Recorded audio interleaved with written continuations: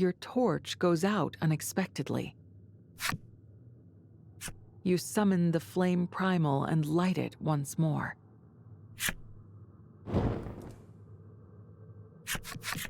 Is everyone still here? Are they unharmed? Yes, it seems so. You let out a sigh of relief and continue onward. You hear Polka and Trollis speaking in oddly high-pitched voices behind you.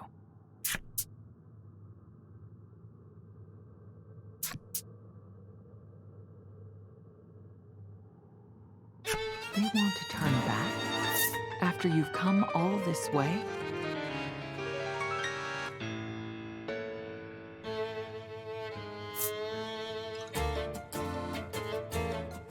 Polka's not talking like himself. Since when does he use words like sketchy vibes? Ligor whips around and puts his back to yours. Draw your weapon, he snarls. Polka and Trollis stick their tongues at you, then lurch forward and attack.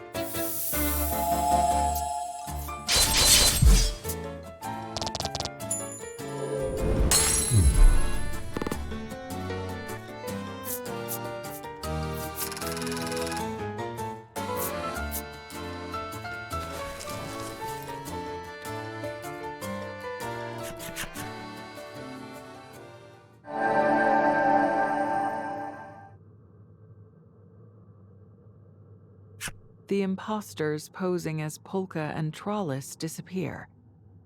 You hear voices from further within the cave as they vanish.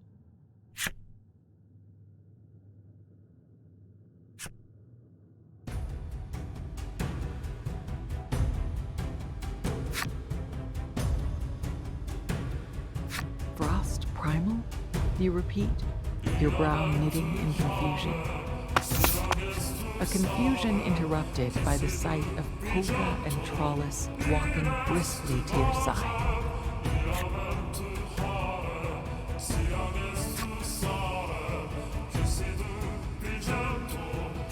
According to Polka, he and Trollis were dropped to the floor below when the torch went out. This is more like them. The real Trollis and Polka have returned.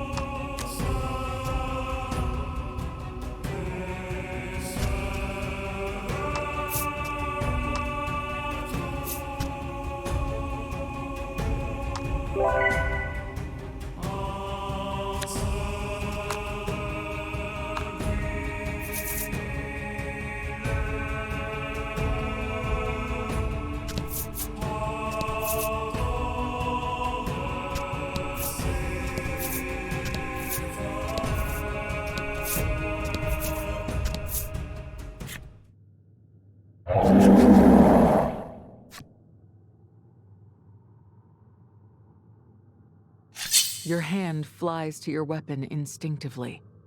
There's no turning back now. The rest of the party follows your lead and prepares for a fight.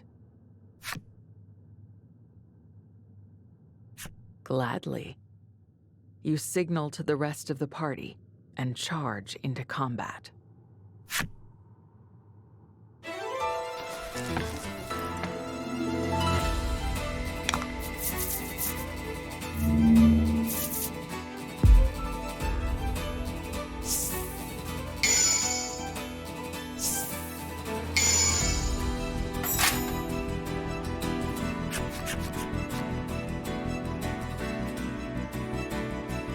As well?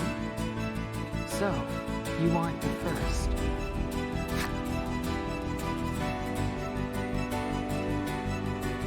The frost primal confirms your worst fears with a deep, rumbling laugh.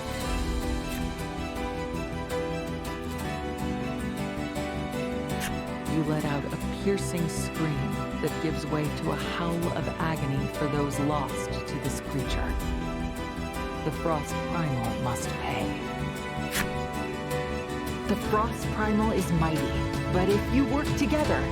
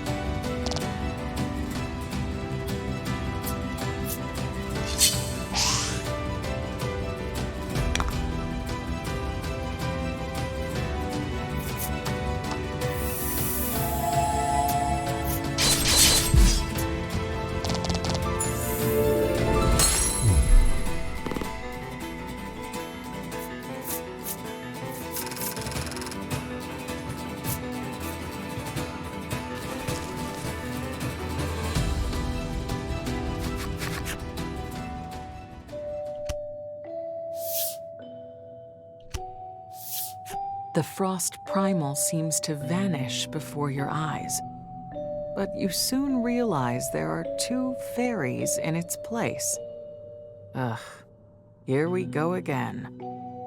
They explain that they can shapeshift and were behind all this trouble.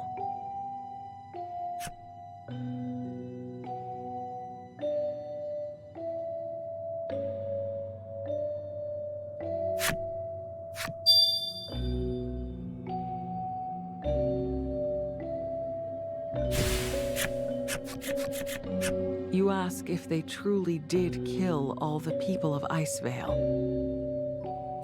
They exchange glances and break out in a fit of giggles.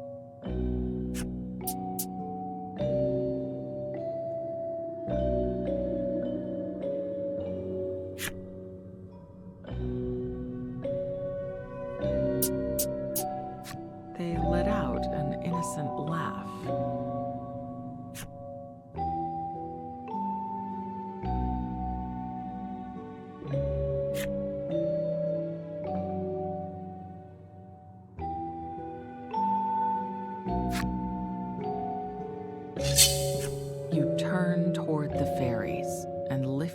soared high overhead.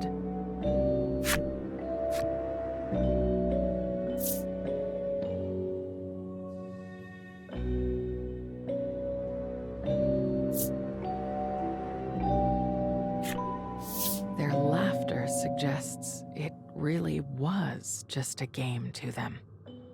Maybe they have a different sense of good and evil than humans do. But that doesn't absolve them of their crimes. Your arms tense, and you swing. The fairies mock you mercilessly.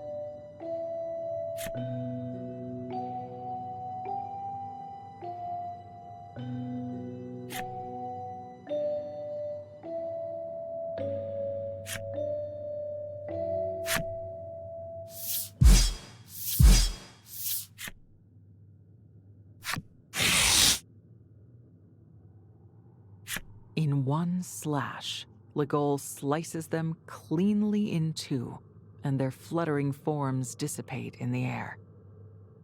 That's what I'm here for, he growls.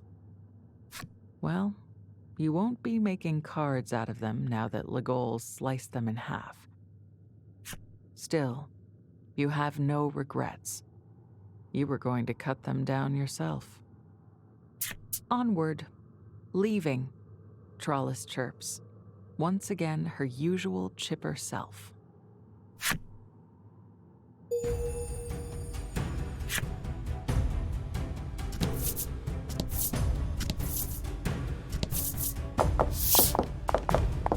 You work your way deeper and deeper into the end wall, until it seems you can go no further.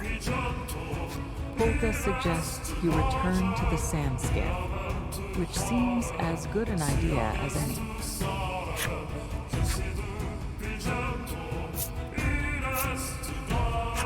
You agree to head back to the sand skiff as quickly as possible.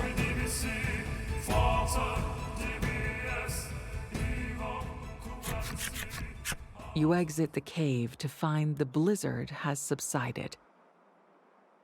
Polka ventures a guess that the fairies might have been behind the blizzard as well. Either way, there's nothing stopping you now. You should be able to ascend the rest of the way in the sand skiff. You gaze up at the impossibly blue sky as the balloons inflate, and you gently lift off once more.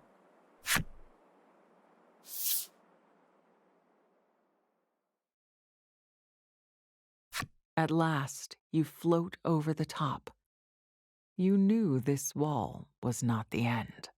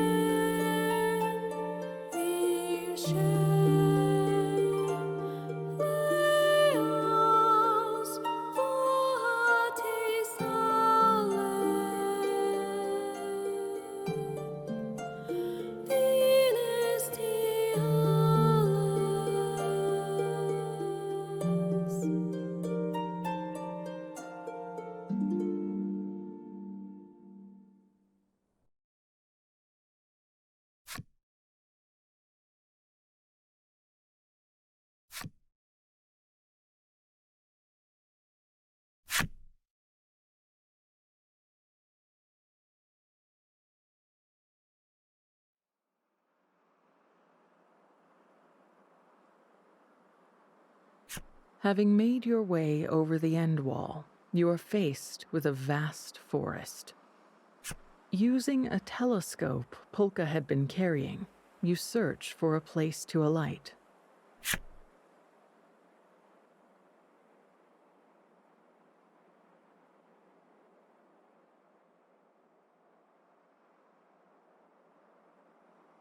From the look of it, there is only one safe place to land.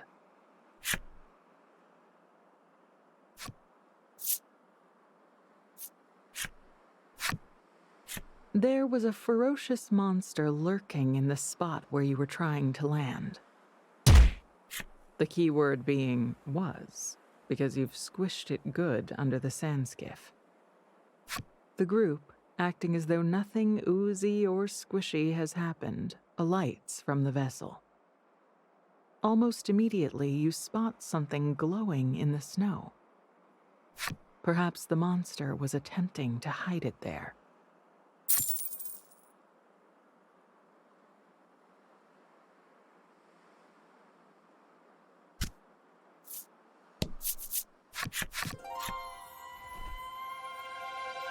Polka gazes at the surroundings appreciatively.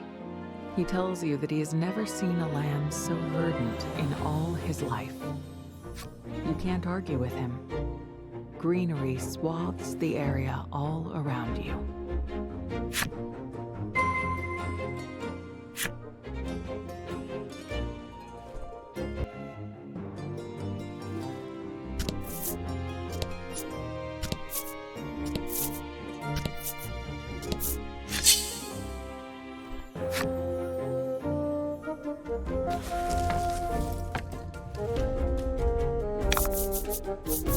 Get him!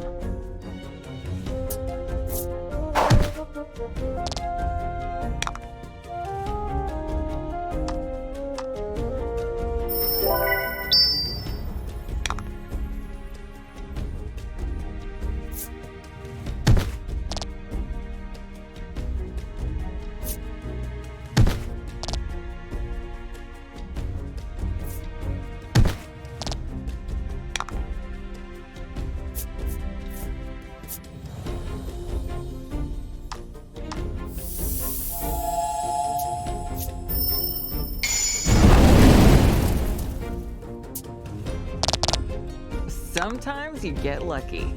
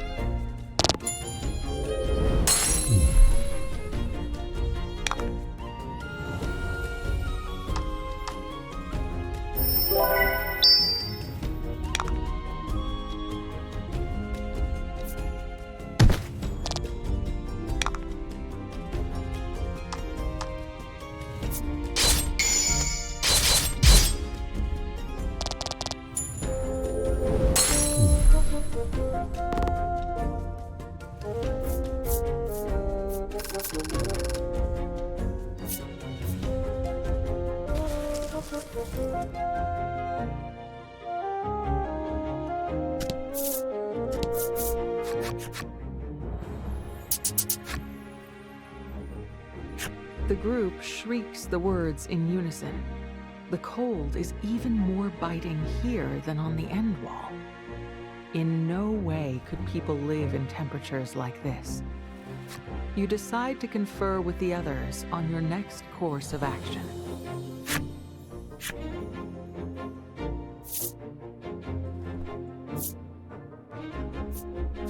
You ask Polka's opinion on what to do next. He replies, "While we were flying, I saw what looked like a village. And if I recall correctly, it was that way," he says, pointing to the northeast.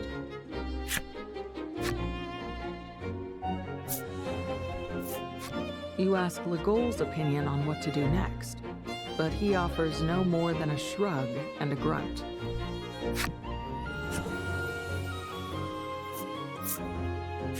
You ask Trollis's opinion on what to do next. She munches on a piece of fruit.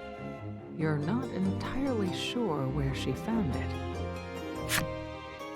In fact, she has a whole armful. She hands you one and motions for you to have a bite. The place is bitterly cold.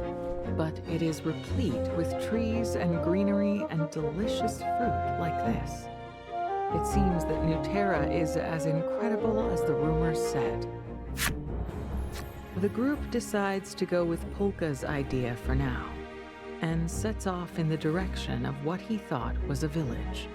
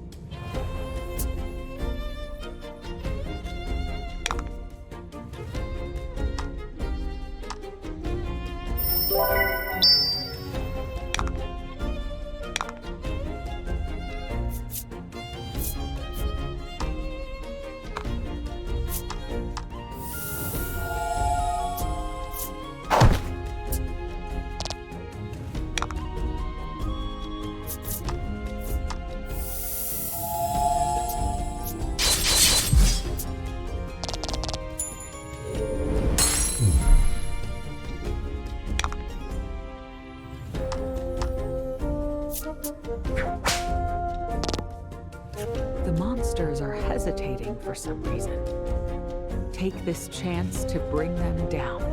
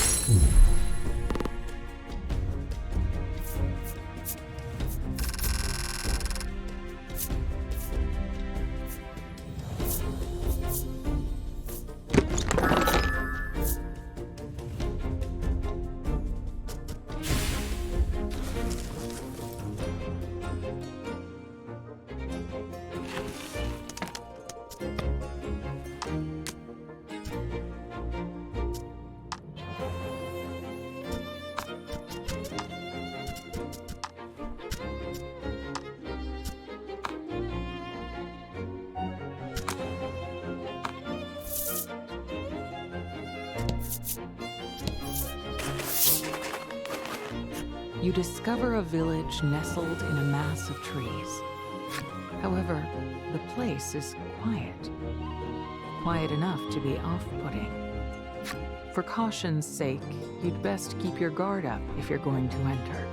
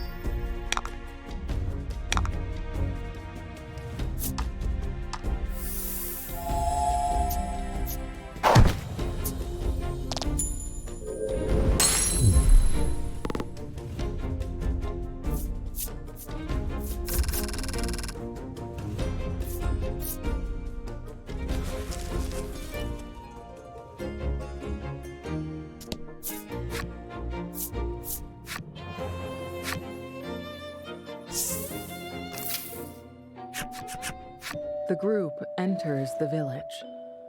You can see traces indicating the place must have been inhabited, but no sign of any people. The place is still as death, a ghastly atmosphere hanging in the air. Legol seems to be frightened of something. Might he scare easily in places like this? In any event, you want more information. You decide to investigate the village.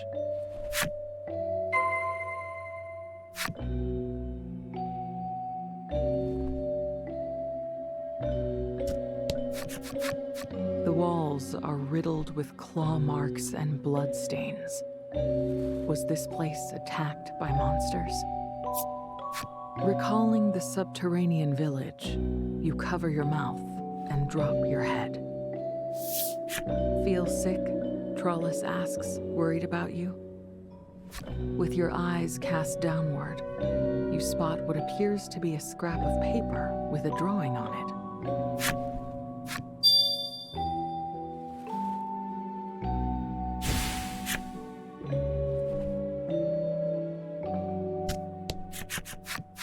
This place must have been a weapon shop of some kind. You note a number of still usable weapons arrayed on its shelves and walls. No small number of them look like implements of torture. You and the others give the distasteful shop a quick once-over and decide to be quit of the place.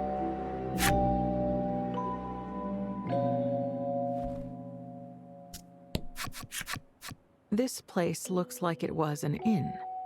With a little tidying up, it should be perfectly usable. Legol is clearly not in favor of the idea. We're not seriously going to sleep here, are we? Polka counters that not only is there nowhere else to sleep, but critically, it won't cost anything to rest here.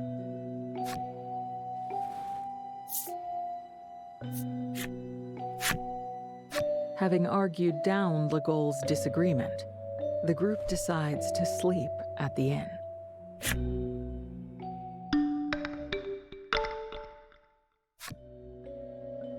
After getting a bare minimum of rest, you leave the inn.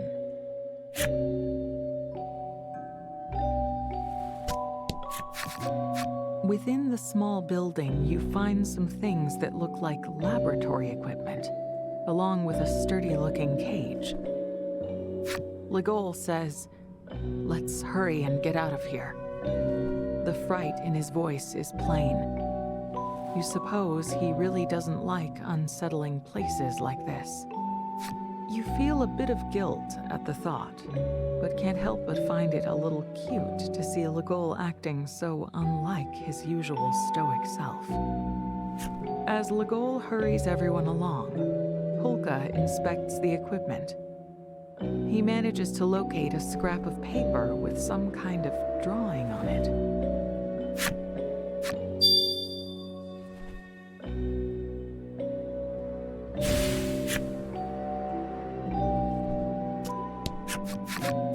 On the shelves, you spy a number of salves, poultices, and other medicinals. Maybe this place was an apothecary. Polka says that several of the items could be of use, so you decide to borrow them, minus the especially suspicious-looking ones.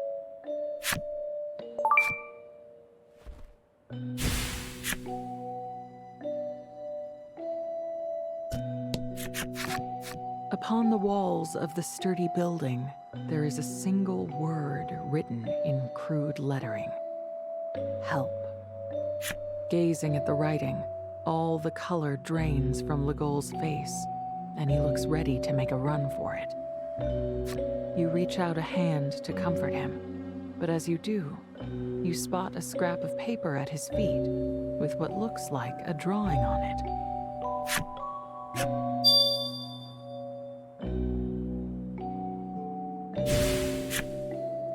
Having given the village a once-over, you decide to return to the inn ruin for the time being and review what you've learned.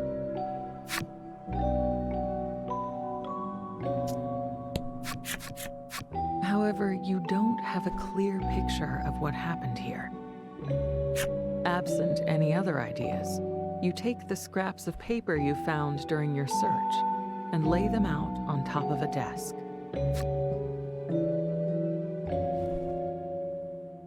Looking at the images on the scraps, Polka realizes that they must have originally formed a single page.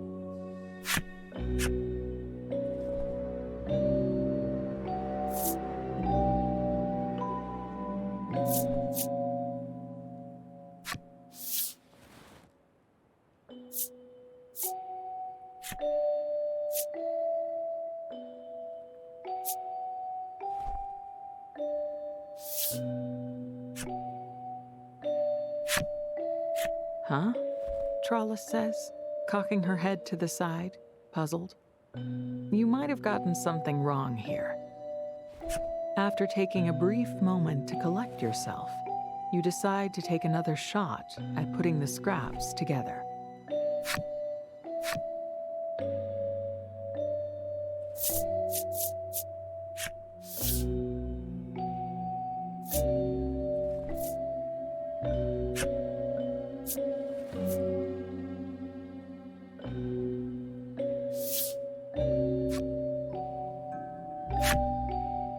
With the scraps assembled properly, they form what appears to be a map.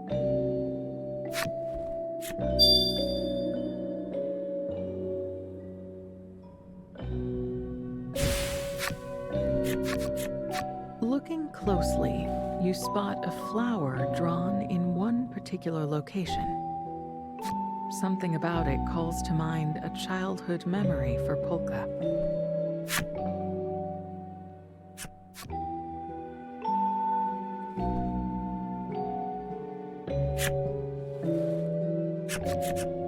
Polka stands dazed and unmoving. You ask if anything is wrong, but he replies, "No, nothing at all." Breaking the reverie, a something black as midnight assails the party. You reach for your weapon, ready to fend off a monster. But when you take a look,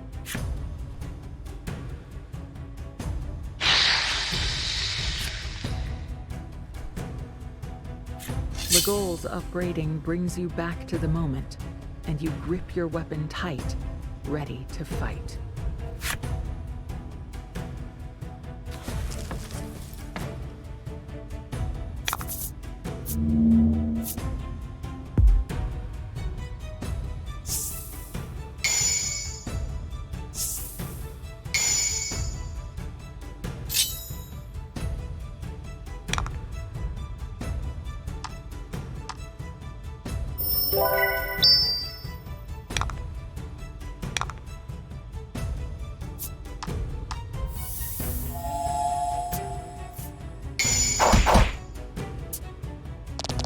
Sometimes you get lucky.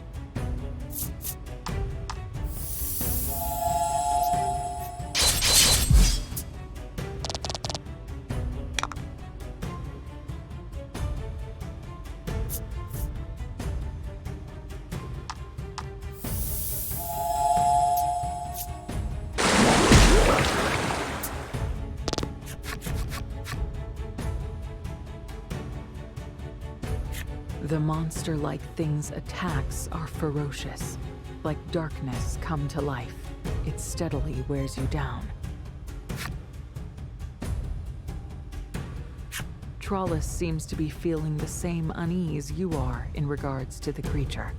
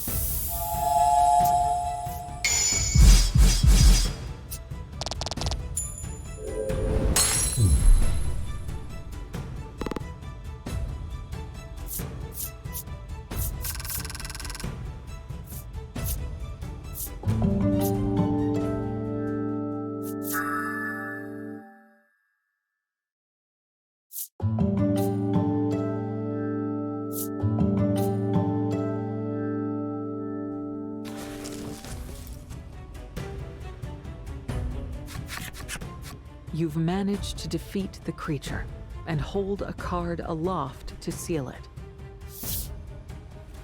It doesn't seem to work, though. Maybe this really isn't a monster after all.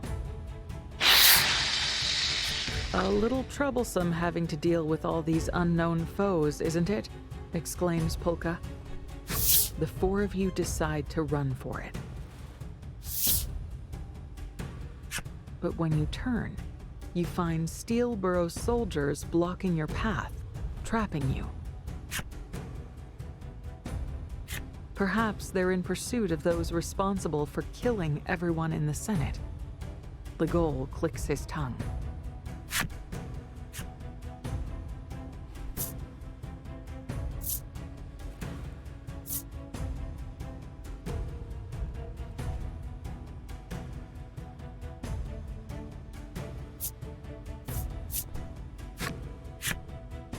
In the hopes of escaping the pursuers, you have no choice but to charge headlong into the black creatures.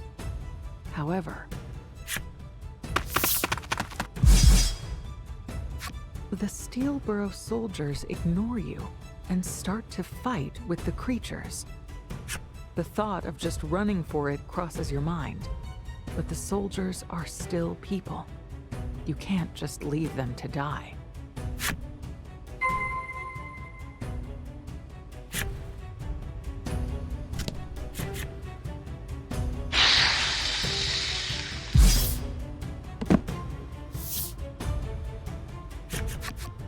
The soldiers don't wait for your help and manage to bring down the shadowy creatures. Polka shouts his appreciation to the soldiers. "Thank you so much." They turn to look at you and Polka, and with a nod, they attack you this time.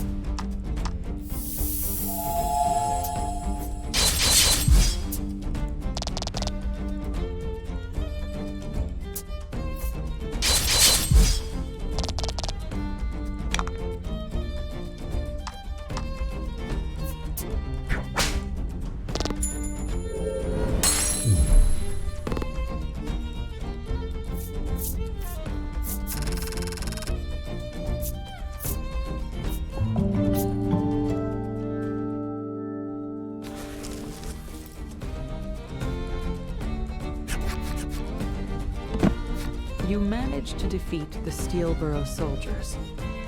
You question one of them, asking how many of them are pursuing you.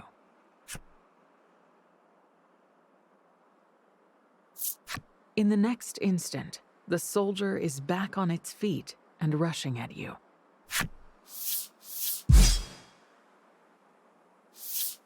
Legol turns to you. We shouldn't linger here. Abiding his suggestion, you decide to hurry away from the place.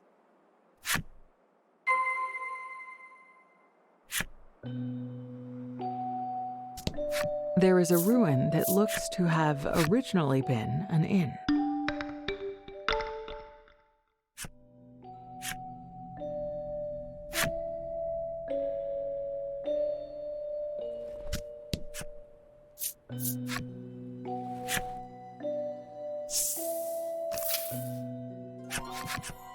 You decide to ask your friends what to do next.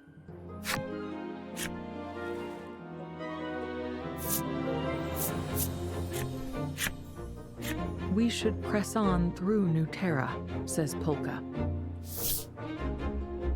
He is curious about the mark on the map, thinking of the guru of Lightville and her claim that what you seek would be in New Terra.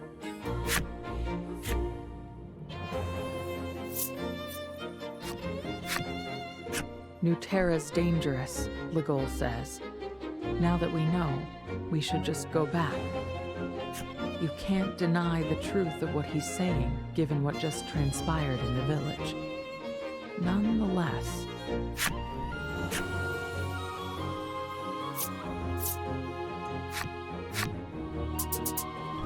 Trollis waves her hands about vigorously. Still good to go. And with that, she indicates that she'll follow you. You tell the others, I want to keep exploring New Terra. You're curious about Polka's reaction to the mark on the map. Fine, but I'm going back after we check that spot out, Legol says, with no attempt to mask the displeasure in his voice. Polka looks carefully at the map and determines that the mark indicates a location north of where you are, between snow-capped mountains.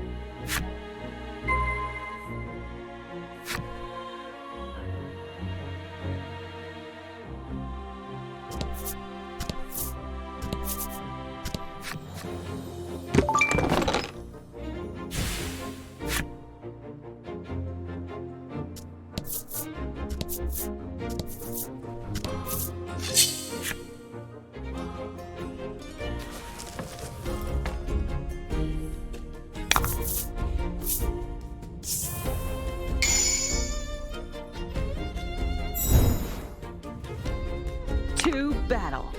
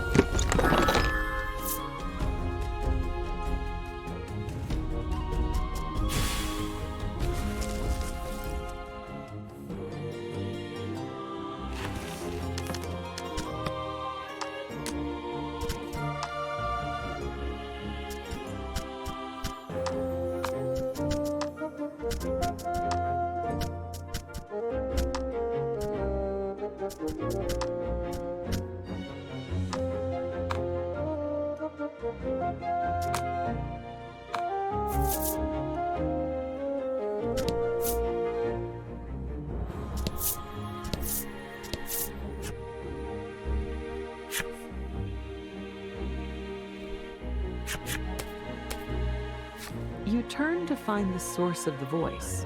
And who should you find but the wandering merchant waving animatedly at you? How did he get here, though? Did he climb the end wall? You're floored by his hustle, but pull yourself together enough to offer a tiny wave in reply.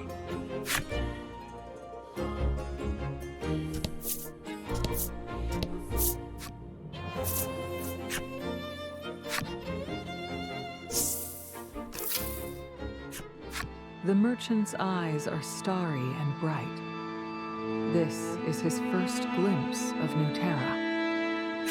You ask the man how he managed to scale the end wall, and he raises 2 bloodied palms to show you. Why, it seems as though he climbed over himself in pursuit of your group. He laughs off your surprise. It was nothing, not when there's business to be doing. You recoil a bit, but are nonetheless glad to have the chance to do some shopping.